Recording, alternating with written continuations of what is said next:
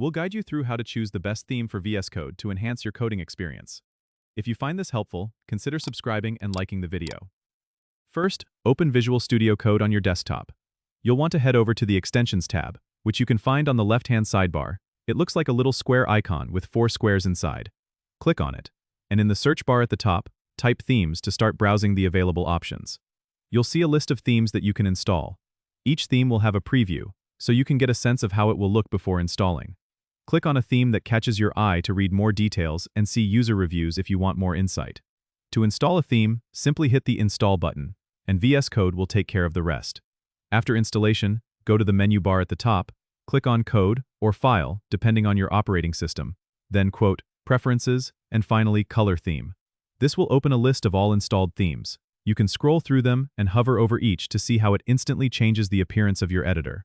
Once you find one you love, just click on it to set it as your theme.